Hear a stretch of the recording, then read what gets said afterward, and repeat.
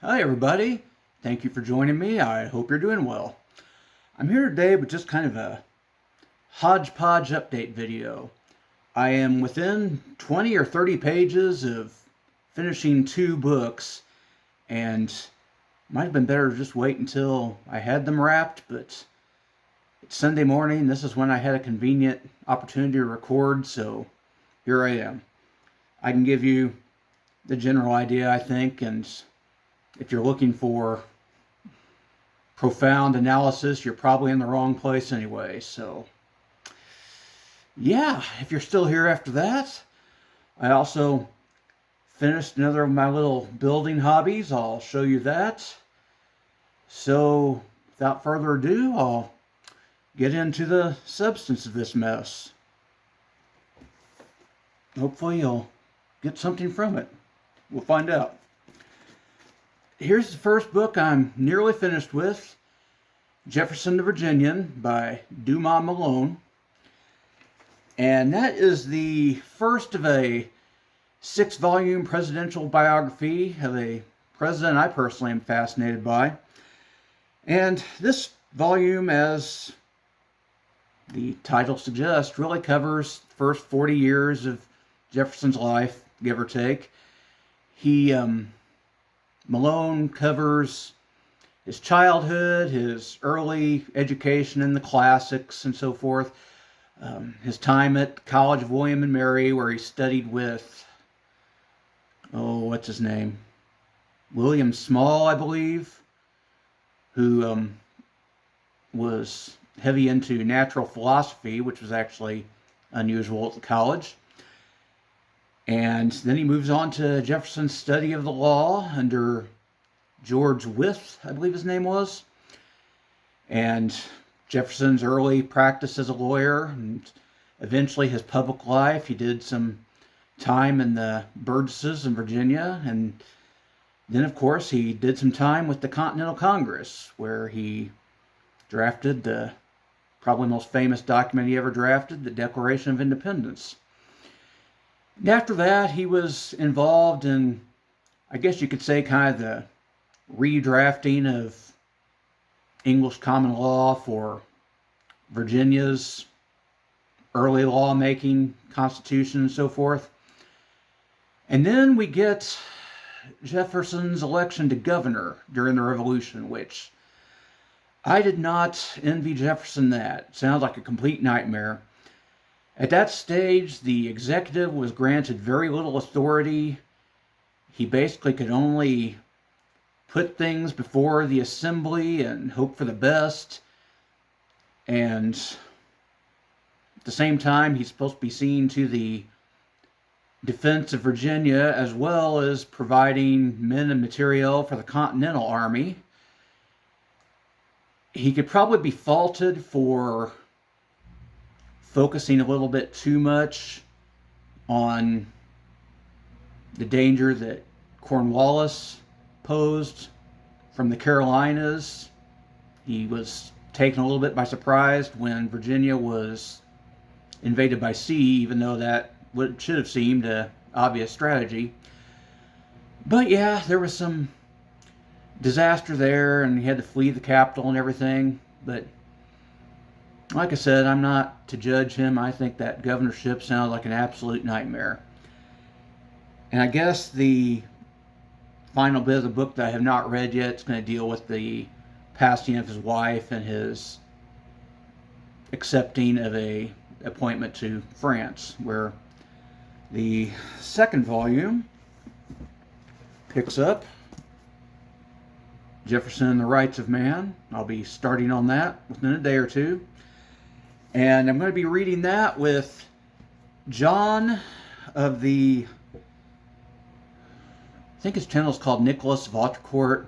I'll link it below in any case, but John is excellent reader and reviewer, very analytic, very informed. I'm looking forward to reading this with him. So, yeah, I highly recommend checking his channel out if you're not familiar.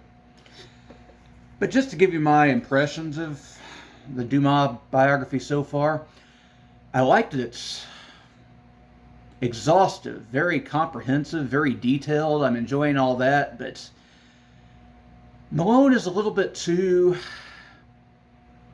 enamored of his subject, I'll just say. This book is very much a hagiography. I'm guessing the rest will probably follow suit, but he wrote them under a number of years, so over a number of years, so I'm keeping an open mind.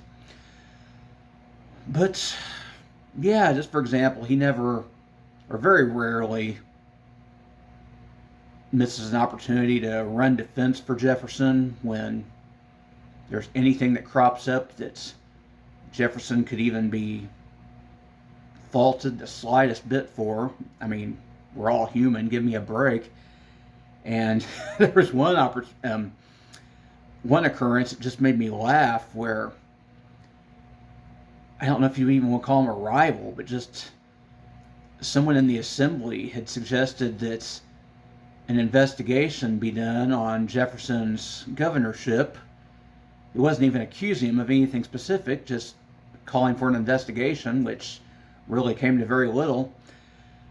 But yeah, he was labeled as an opponent of Jefferson by the author and referred to as a grotesquely fat man with childish handwriting, all of which was completely irrelevant to the point at hand. So yeah, he's I guess you'd call him White Knight for Jefferson very much, but like I said, that is very much, at least in my mind so far,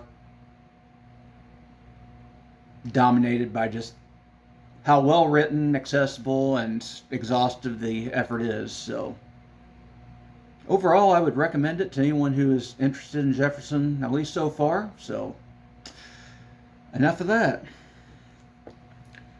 And just while I'm in this neighborhood, another thing I'm working on, I have here my Library of America collection of Jefferson's writings, at least some of Jefferson's writings, and I'm just going through some of his letters as I'm reading this biography just to check out some of the sources that the author's drawing on. So yeah, that's been interesting. Some of Jefferson's letters as a young man were a little bit embarrassing. He never lost an opportunity to say something with 20 words when 5 words would have worked, and he's always peppering everything with Greek and Latin sayings, just very unnecessary. So yeah, evidently he went through a phase where he was trying to impress everyone. So the author even mentioned that Jefferson probably would have been embarrassed to look back on those letters. I tend to agree. So like I said, he was human. We all are. Okay, what else have I been reading? I am like within, I think, 20 pages of finishing Paradise Lost. This is one of those that has just been on my bucket list for a long time. I guess the basic plot is Satan's rebellion against God, and he and his legions being cast out of the heavenly realm into the outer darkness where the worm dies not, and there are gnashings of teeth and so forth. And Satan, although he realizes that he's screwed up big time, decides he's going to be the best enemy of the world, that newly created world that he can be. So he's going to go and corrupt God's new creation, humankind, and he's successful at that, if you know the old Garden of Eden story, certainly. So yeah, that's the plot, but the whole thing is written in iambic pentameter, although it's blank verse, it's not rhymed, and passages of it are written in kind of archaic syntax that would be a little tricky for a contemporary reader, but at least my edition, the Norton here, and I'd imagine most editions provide translations for that sort of thing. But Yeah, there are other passages that are absolutely beautiful.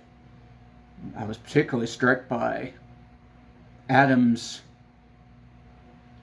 thoughts when he first comes into being, just seeing this world around him. And I'm absolutely fascinated by Milton's theological thoughts, his cosmology with the heavenly realm and the hellish realm, separated by the realm of chaos. And another thing that struck me as interesting, if you're familiar with J.R.R. Tolkien's writings, the Silmarillion, I saw a lot of things in this book that I suspect might have inspired the Silmarillion, which is strange because I've done some reading and I don't see where Milton is often listed as one of Tolkien's main influences. So if anybody has any insight on that, let me know. But yeah, just some of the similarities between Satan as presented in Paradise Lost and Melkor slash Morgoth, and the way he tends to build fearsome fortresses in the north and come roaring out with legions that are met by semi-godlike figures. Yeah, it's I see a lot of parallels there. But once I get through with the main attraction, the actual Paradise Lost, there are a lot of goodies with this Norton edition I plan to read through. I had started on a Milton biography, but I think I'm going to put that off until after I have worked through some of the Norton extras. And if I'm still in a Milton mood, I might take a look at some of Milton's other work, maybe Paradise Regained in particular. Sorry if you're scandalized by Delilah showing off some of her attributes there. But yeah, that's what's happening, and I hope will be happening in the Milton realm. Another thing I'll be starting on very soon. I'll pull it up here just a second.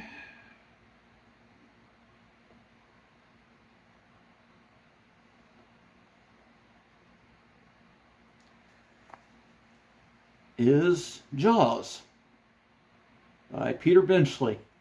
This might seem strange in contrast with the other, but I was invited to read this as a buddy read with Kevin Toll of the, what is his channel called?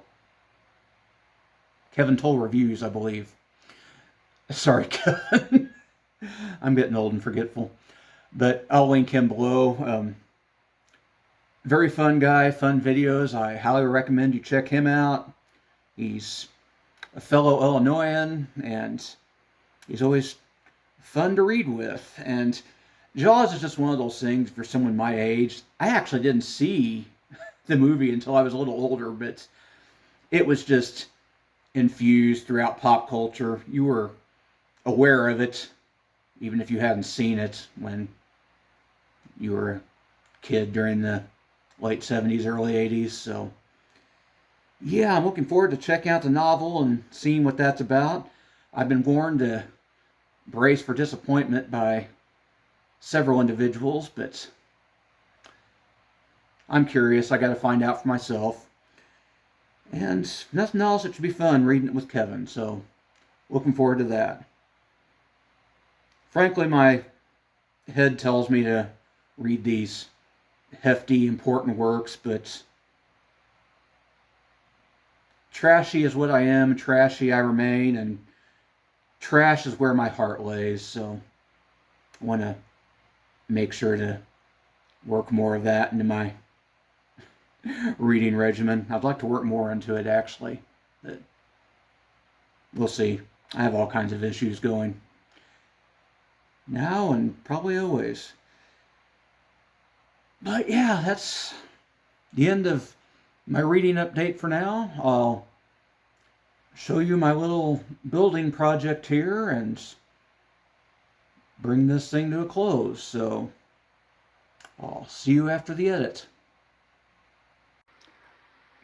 Okay, I'm going to try to keep this short and sweet. Here's my completed building project. You can see it's a book nook of kind of an Egyptian tomb sort of thing. I'll push in and try to show you some of the details here.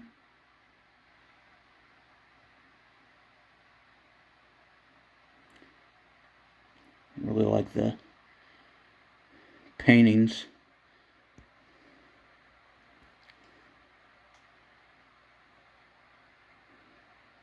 Little skeletons are kind of fun.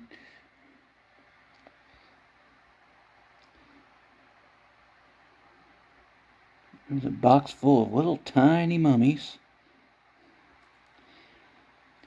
And I think some of this is a rough approximation of King Tut's grave goods. What's the full name? Tutankhamun, I think. I'm probably not pronouncing that correctly. I don't know how well you can see it, but I really like that ceiling.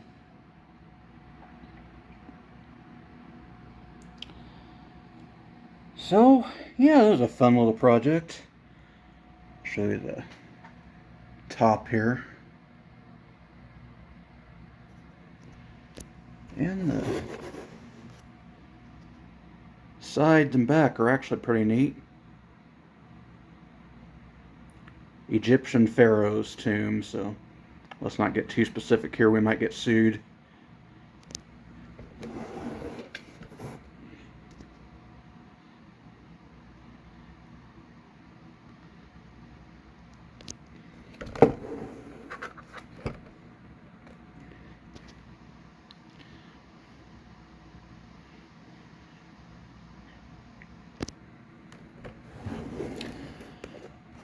So yeah, there actually is a dust cover that slides into the front there, but I took it out just to avoid reflections. So this was a fun little project, and I've already started on a new Lego build. It was actually requested, which might seem strange, but I'm nothing if not a spineless people pleaser, so the wish was my command, and it's in progress. I'll be showing you that soon, I suppose. But until I speak with you about whatever again, hope it's soon. Hope you're doing well. Take care. Later days.